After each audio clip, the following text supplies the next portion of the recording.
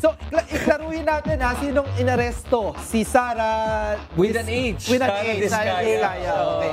Saka yung presidente ng St. Timothy. Yes, si Rimando. Okay. Pero ang tanong ko sa inyo, big fish ba itong si Sara Diskaya? Palagay, sa opinion nyo? Whale.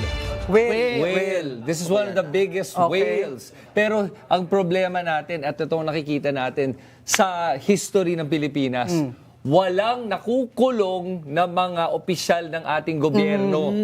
Lahat lagi yung mga negosyante, sila lagi, o yung mga whistleblower. Pero yung mga nakaupo, hindi nakukulong. Yan ang problema ko dito sa pag-aresto. It feels performative to me. Sara Diskaya, 9 others, tignan mo yung mga pangalan, DPWH, mga personalidad, pero walang kongresista, walang senador, wala nang iba. Si Sec Bunoan.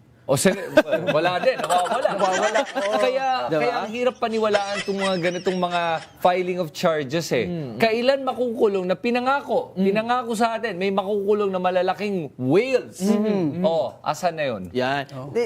I think I think na it's a step in the right direction, 'di ba? Na si Sara Diskaya, syempre grabe naman din kasi yung pagnanakaw na ginawa nila, 'di ba? Talagang kaya nga nung may usap-usapan na magsi-state witness siya, hindi naman talaga pwede na din kasi isa naman talaga siya sa mga most guilty party dito. Layo sa least guilty yan. Kitang-kita naman, kitang-kita natin ang kotse, ang karangyaan ng kanilang buhay, galing lahat sa pondo ng ating pondo ng bayan, diba? So, magandang umpisa na naaresto na si Sara Diskaya, isa sa mga kontraktor na talagang nakinabang sa mga maanumalyang flood control projects. Aantayin natin ngayon sino pa ang magiging mga jailmates. Oo, at saka hindi lang yun, Sara, yung restitution. Ito yung importante.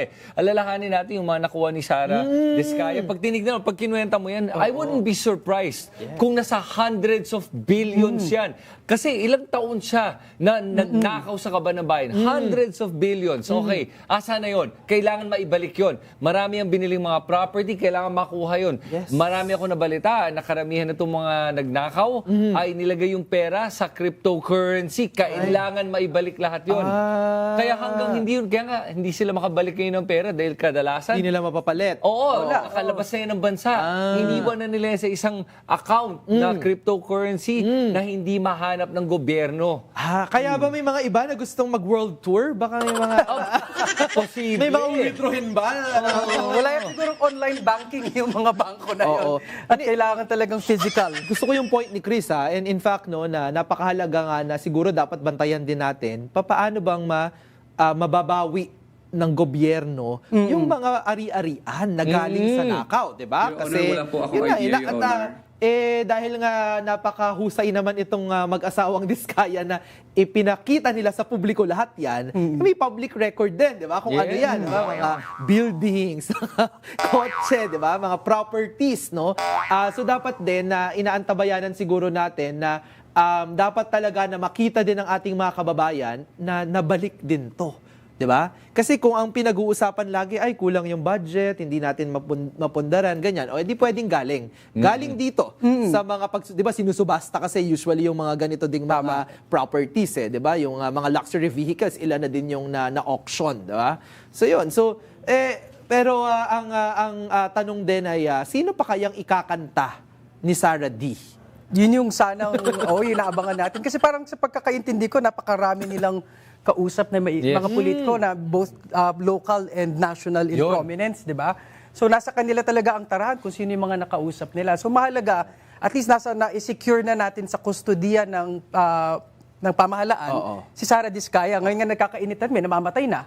So at least malaking step yon, no? Tsaka di ba, remember, may on public record din naman, di ba? Kailan talaga biglang laki ang mga kontrata St. Timothy, kailan lumaki ang kanilang papel dyan sa DPWH, panahon po yan ng nakarang administrasyon. Dyan nag-umpisa, dyan sila nakadiscover ng modus, pamahalaang Duterte yan. So, inaantabayanan din natin na baka yung mga nagtatago-tago, nag-world tour at nananahimik, baka kaya din dahil na nga nahuli na si Sara Diskaya, maaaring ikanta din sila kung ano ba yung partisipasyon nila. Yung mga ka-joint venture nila na mga, di ba, may mga ka-acronym na mga high-profile na politicians. Di ba, yung ang initials ng pangalan mo, buong pangalan, yun din yung pangalan ng construction company, pero wala ka daw kinalaman. Hindi yun sa'yo. Hindi yun sa'yo. Oo. Sana may magpangalan din po sa akin ng construction company.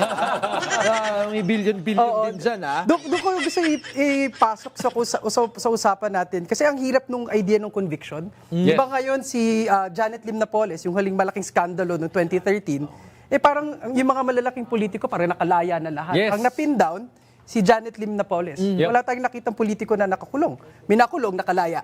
Diba? So, dahil nga sa hirap niya ng conviction, kaya gusto kong suportahan yung anti-illicit enrichment bill na finalis ni Congresswoman Laila. Okay. Na kapag di mo mapailiwanag kung paano mo nakuha tong salapi na to, Okay. questionable na ito, maaring punishable na yun under the law. Dapat naman talaga ganun, di ba? Salin mo, tapos hindi nagmamatch, di ba? Wala nang kailangan mo. pag-usapan, di ba? Halimbawa si VP Sara, yung kanyang last na SALN din, di ba? Para ang pinanggalingan lang naman niya, matagal siyang naging mayor, naging vice mayor ng Davao City, tapos naging vice president. Pwede mo i-compute yung kanyang sahod. At kung wala namang iba pang declared na business interest, di ba? Mga investment, anything outside that, di ba? Kagaya ng panukala ni Congressman Laila de Lima, you assume na hindi ito nakuha sa tamang pamamaraan. Yes, and ang problema nga natin ngayon ay yung bank secrecy law natin, di ba? Hanggang ngayon, hindi pa nabubuksan yung account ng mga karamihan ng ating mga politiko na doon natin makikita at makukumpara sa kanilang salin at saka yung bank account at saka kahit na nga yung mga ari-arian nila, kailangan din ma-check yun. Kasi doon mo na ilalagay talaga yung pera eh. Alam na nga natin, di ba, yung mga iba, yung binibilan ng mga kondo, ginagawang mga money vaults, cash vaults. Diba? Dahil hindi nakikita at kadalasan hindi talaga nilalagay sa pangalan ng mga politiko yan. Kaya ang hirap nito na malaman natin kung ano ba talagang pwedeng mangyari sa mga politiko. Magaling sila magtago ng pera. Oo nga, naalala ko nga tuloy si Senator, dating Senator Antonio Trillanes, di ba? Siya yung humahabol din doon sa mga sekretong bank accounts ng mga 2016 pa lang, Duterte, no? di ba? Oo. So, kagaya ng banggit ni Chris, yung bank secrecy law, di ba? Pero dapat hanggang, kasi kasalukuyan may bank secrecy law pa, pero kung wala kang tinatago, at saka claim mo matapang kayo, pakita nyo yung mga bangko, di ba? Kasi kung wala naman talagang mahanap dyan na ebidensya, it's just very easy for you to offer, di ba? Yes. Ito, Gusto tingnan ko nyo lang ipaalala ang na laman. 2016 pa lang pinapipirma na ng waiver yung mga Duterte, di ba? Tama, yes. Ni Senator Trillanes. Puro kuda, wala namang waiver. Hanggang nung congressional inquiry, di ba? Nagalit pa nga yung matandang Duterte na pinapa-sign ng waiver. Mauna daw si Trillanes, pumirma. Hindi, sampalin daw niya Sampalin daw niya muna. Ang problema, pumaig si Trillanes, sige, sampalin mo, pirma ka muna. Wala na. Di ba? Wala na. Yun yung performative tapang. Yes. Kaso sabi ni Goma, walang sampalan, Batukan! batukan. Ayun Diba? lang. So, kaya ano lang mga nangyayari sa atin ngayon. So, pero, it must be said na itong usapin ng flood control project ay mababa sa consciousness ng taong bayan prior to the SONA. Na parang feeling ko naman, with all due respect, umiinit na yung issue ng flood control saka pinaputok ng ating presidente. Na kahit merong maaring dagok sa kanya, Yes. you have to give credit where credit is due. Na kahit papano, binring up niya yung issue at is national in prominence. Hindi lang 'yon. I give credit to to nature. Kasi dahil sa bagyo, na tuloy-tuloy, napansin nyo, araw-araw umuulan. Araw-araw may ulan, tapos tuloy-tuloy yung bagyo.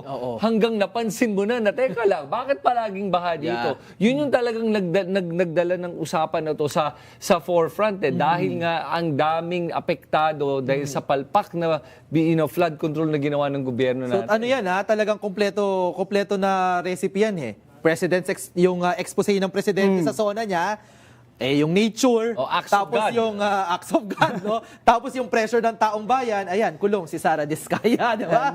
Many sana more to ka ba come, iba? hopefully. And then hopefully, yung mga susunod pa, mga nagtatago, nawawala, kayo po ay patuloy nating hahanapin. So,